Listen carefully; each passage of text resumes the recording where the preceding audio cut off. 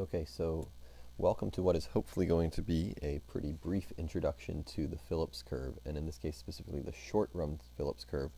And we're going to look at both what the curve shows us and how we can shift this curve to kind of learn more about an economy. So first things, let's just start with a bit of a definition.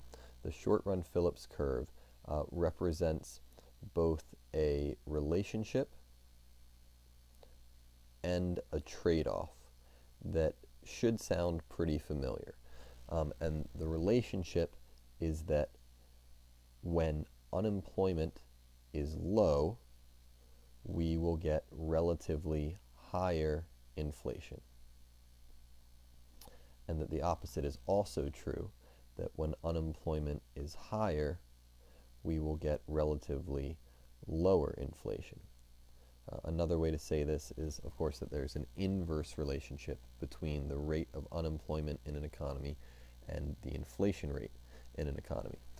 And we also call this a trade-off because there's a bit of a lesson here both for students of economics and for policymakers, and that is that you can really only solve one of your policy goals at a time. If you want low inflation, you have to be willing to accept, if you want low unemployment, you have to be willing to accept higher inflation. And if you want lower inflation, you have to be willing to accept a higher unemployment rate. So the graph on the left here represents our kind of introductory Phillips curve, or our basic Phillips curve in the short run. You put your unemployment rate on the horizontal axis and your inflation rate on the vertical axis, and we see our negative or inverse relationship, that down here we have a very high unemployment rate, but we would get a very low inflation rate. And up here we might get a very high inflation rate, but a very high inflation rate corresponds to a lower unemployment rate. And the SRPC needs to be understood as a representation of an expectation. It is an expected relationship between unemployment and inflation at any given time, right? In this case, in one moment. So right now, if our economy were experiencing a high level of unemployment, say 10% unemployment, and a very low level of inflation, maybe 0% inflation, then this curve represents our expectation of how those two variables interact right at this moment. But different economies in different times and under different relationships or different expectations might see this curve look or act differently at any given moment. In other words, this represents one economy's Phillips curve, but it's not necessarily point for point every economy's Phillips curve. To really understand how to utilize the Phillips curve, the best thing to do is to compare the Phillips curve and kind of use a shortcut here to compare the Phillips curve not to the SRPC, but to the SRAS. And our general rule / shortcut is going to be that the SRPC is a mirror of the SRAS. And this begins to make sense when we start to plot our points, and especially when we begin to see some movement. But let's move over to our AD and AS model. On this AD-AS model, we're at a point of equilibrium, and that point of equilibrium represents YE, output E, and it also represents price level, or to some degree an inflation level that we'll also call PLE. And the most important thing to remember here is that your output level also corresponds to an unemployment level, that output drives the unemployment rate. So we could put this as YE creates unemployment level 1. A certain level of output creates a certain level of unemployment. And really what we can do is we can take this point and we can track it over to our Phillips curve. So we can say that at this same given inflation rate, right, rate E, we have an unemployment rate 1, just the same as we had on the other side. And at first that doesn't seem to mean much or do much for us, but as the shortcut builds here, you'll start to see exactly what it can do for us. If the SRPC is a mirror of the SRAS, then we can come to one really big conclusion to start. A movement on the SRPC can be reflected with movements on or along the SRAS. And movements along the SRAS are created by shifts of the aggregate demand curve. So AD shifts will create movements on the SRPC, representing different economic outcomes or moments in the economy right now.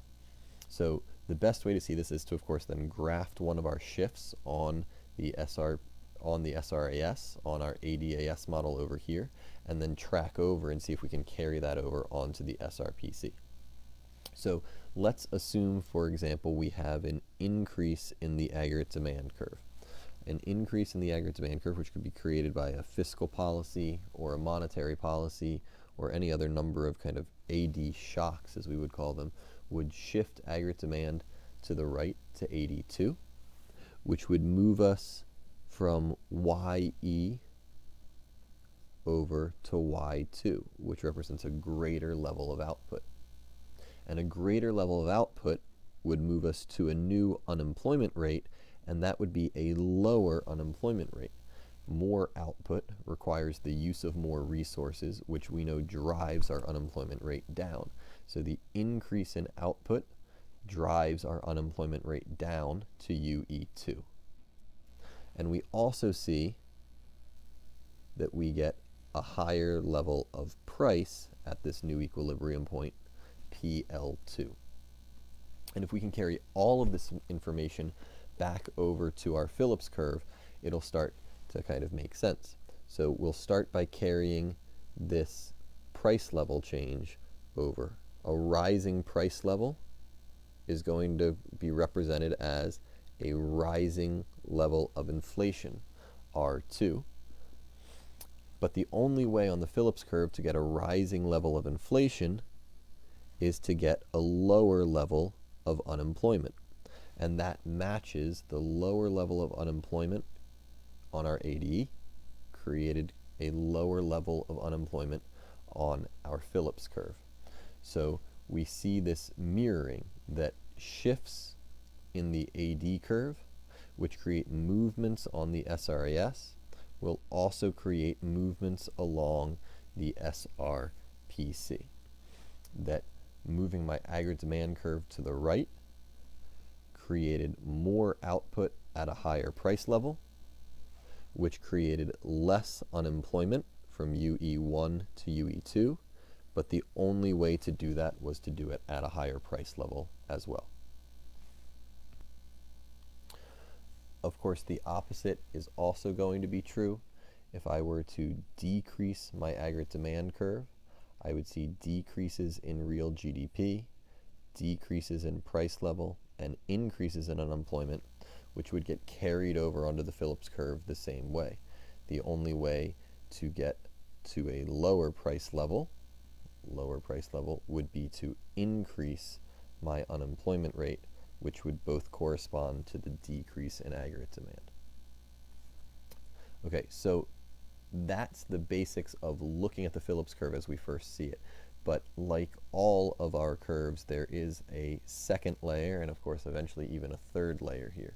The short-run Phillips curve can not only represent an economy right now, but we can also shift our short-run Phillips curve representing economies as they change over time. So we'll reset up with a few items here. First of all, our SRPC, again, is a representation here of an expectation, an expected relationship.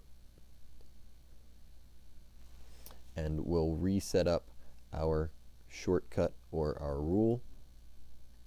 And our shortcut is that the SRPC is a mirror the SRAS. And that means that rule number 2 is going to be that a shift of the SRPC will mirror a shift of the SRAS. And we'll come back up, correct our graph on this side to see the SRAS, and then begin to kind of imagine how this happens. So we're going to do the same thing we did just a moment ago. First, we'll set up a kind of starting point, a rate of inflation E, and a level of unemployment UE1, and we can match that to a price level E and an output level YE. And the pairing of these we see again is, if I did it right, which it looks like I maybe missed here, is almost exactly where it's supposed to be. But what can shift our SRAS? Well, we know that what we would generally call our shocks can shift our SRAS, such as input costs. So let's move and imagine an input cost. Say, for example, there was a spike in the price of oil in the world economy. Then we would see a decrease in the SRAS curve, and a decrease in the SRAS curve would be a leftward shift of that SRAS. And we can read that that leftward shift of the SRAS would decrease output to Y2, which would increase unemployment, but it would also increase the price level to PL2. And this is going to seemingly break the rules of our Phillips curve, right? It's going to decrease output, increase unemployment, and increase price level. So how can we carry this point over on to our short-run Phillips curve? Well, if I need higher unemployment, which we know we need, higher unemployment is moving to the right, but I also need a higher inflation level moving up to get to a point here that represents both a higher unemployment, UE2, and a higher inflation rate or higher price level, R2. And of course, we can see right away that point does not exist in our current expected relationship. This behavior by the SRAS and this behavior of the entire economy is an unexpected change to the way our economy works. And so we can do a downward or a rightward shift of our SRPC to get to SRPC2, which represents this new economy, right? So a rightward shift of the SRAS led to a leftward shift of the SRAS led to a rightward shift of the SRPC. The decrease in output, increase in unemployment, and increase in price level can only be reflected on the Phillips curve and only makes sense on the Phillips curve if we draw an entirely new Phillips curve to the right. There is one particular instance in shifting our Phillips curve that we need to be really kind of familiar with and really prepared for. And that is that the single biggest shifter or the biggest factor in that SRPC placement is the idea of that expectation, and specifically the expectation of inflation. Because the SRPC represents an expected relationship between the variables inflation and unemployment, what we expect inflation to be at any given moment is a reflection of what we think unemployment will be. But if we turn out to be wrong, we might in fact get a higher level of inflation at any given unemployment rate, right? So at UE2, we thought inflation was supposed to be lower, but in reality it turned out to be significantly higher. So this led to a new expectation. And so the easiest thing to say is that the single biggest factor in the placement of the SRPC is what people expect inflation to be. And we can break this off then into kind of two final conclusions. If people increase their expectations of inflation, if people think inflation is going to be higher, then we can increase or shift the SRPC up, representing higher inflation at every single unemployment rate. UE1, we would now have higher inflation. This imaginary spot over here, UE3, would now have higher inflation. And this spot over here, UE0, would now have higher inflation. And of course, the opposite is also true. If we decrease our expectation of inflation, then we can see a decrease in the SRPC.